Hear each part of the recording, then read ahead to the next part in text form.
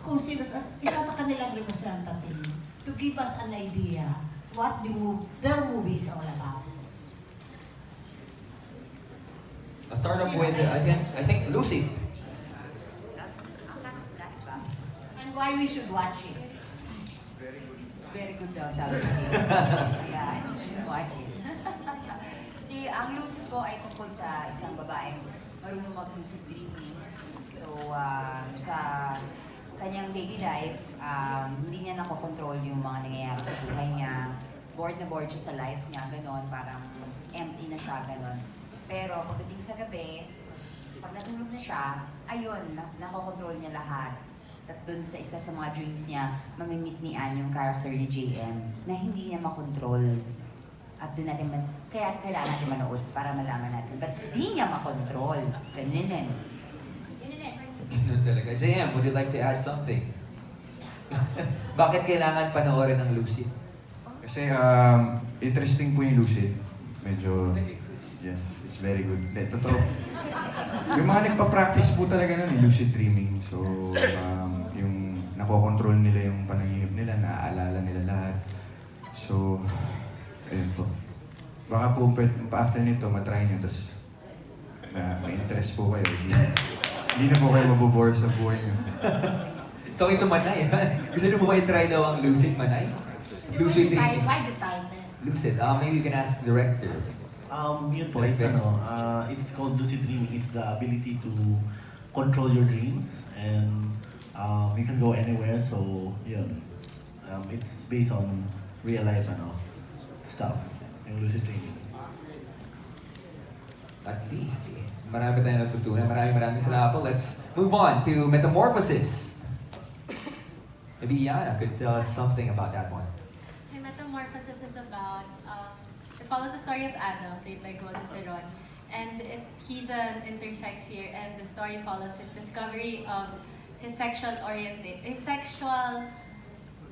awakenings, sexual preference niya, how he will identify himself to be, a man or a woman, girl or boy ba siya. Tapos, ang magiging susi ng pag-discover niya kung boy siya ay ako, or kung girl siya, si Ivan. Miss Yayo? Hi! She already said everything, but basically, yung metamorphosis then is our way of letting people know or educating people kasi not everybody in the world knows a lot about intersex, diba? So, yun, for everybody's information na intersex kasi yung dalawa yung organs niya. Hermaphrodite, ganun. So, nangyayari, may marami talagang cases na gano'n, maraming totoong taong gano'n. So, this is our way of letting people know na mayroon ganitong may mga ganitong persons and syempre, hindi natin sila dapat wala tayong bias, walang discrimination. So, it is our way of also voicing out to the world kasi di ba meron tayong ang ating LGBT, tapos meron tayong I, which is intersex. So, ito yan. Maraming salamat. Sir Ricky Davao, you want to say something about this film? Yun nasabi na rin. Okay, maraming salamat. Let's move on. Manay to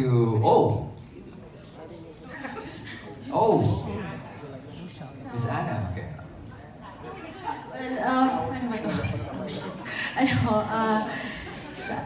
It's a vampire film, pero hindi siya yung typical vampire film na napapanood natin. Diba, Sarah?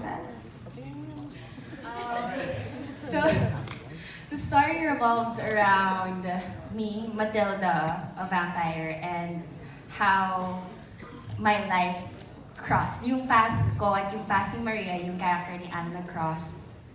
And basically, I need a certain type of blood. So, dun nalagay sa awkward situation si Anna because now she has to help me.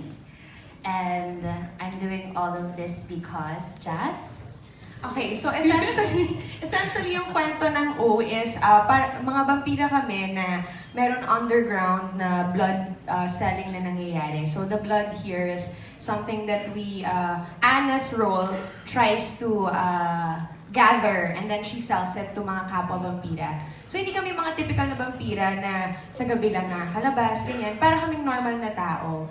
And then, may encounter ni Anna yung character ni Lauren, which we cannot say yet kung ano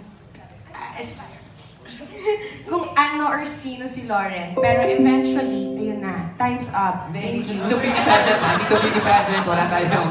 Thank you. Wala.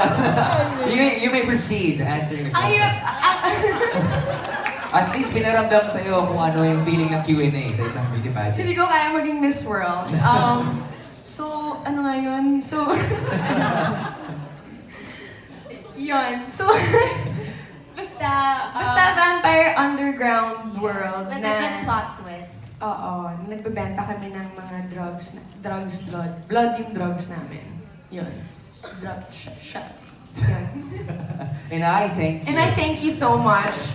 There you go. Maraming salamat. Contestant number 2. Okay, let's move on to the last film for this set, Sila Sila. So in the spirit of Undas, no, I'm just kidding. Our film is about ghosting. Well, obviously not the literal ghosts, but it's a very millennial concept. I don't know if you guys are familiar with it, but it's when someone disappears. Like when you're seeing someone and then out of the blue, he disappears. As in, walang kahit anong notification na wala na lang siya. So ganun. So bagay pa rin naman for Halloween. We're coming out in November anyway. So it's about ghosting. It's about our relationship that falls apart abruptly. And then coming back to the world that you left behind and trying to figure out if you even have the guts to fix things, to relate back to the people that you just, iniwan, you cut off, yeah. So yun, why would people want to watch this? I don't know, I think in one way or another we've been ghosted by, I don't know, people we're dating or baka ikaw mismo nang ghost ka, matuto ka naman, di ba, na sana hindi ka nananakit. Ganyan, kasi masakit talaga siya.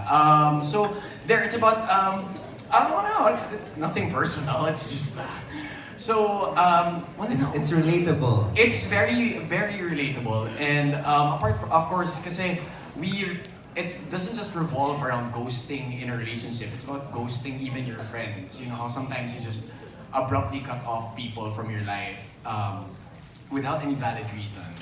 And ayun, that there is actually a way of you fixing things, right, Topher? Yes. Say something. It's also about what happens to your friendships, di ba? When the center of your friendship is a couple, tapos kung mag-break sila, ano mangyayari sa friendship nyo? So it's about also how complicated parang adulthood becomes kasi childhood sweethearts, pa-times up na lang please. Childhood sweethearts sila tapos what happens when you grow up and of course everything gets more complicated. So yun, yeah. Well, there you have it. Maraming salamat po. Tanong ako kay Ronald. Ronald, bakit Sir parang Ronald. mga dark ang team ng mga You got a channel head of Cinema One, Sir Ronald or Gugget? Dark pa. ang tema. Meron pa kami mga pelikula ni Richie yung dark. So, marami. Pinatry namin i-cover lahat ng genres. Pag pinanood nyo naman, mas ma-enlighten kayo at magiging lighten kayo sa mga themes and genres. Hindi po yung lahat yan dark. Sa festival na ito, may kasama kaming The Two Popes, hindi yung dark. Yung sa amin po hindi po dark. Kilig-kilig, gano'n. Landi-landi. Sa amin din, heartwarming. Iba-iba yung mga genre nila eh. But what are you expecting from this year's film fest po ba, Manay? Gusto ko yung mga I feel good when I watch it. Oo. Kasi Ayan. May binibida na. You wanna say something? Finally, JM. Very good. magiging lucid ako. Ayan, ganun yung feeling. Alam, with the permission of Aaron, ang magtatanong ay from the Philippine Daily Star, si Danta Rintuman. Okay. Star pala.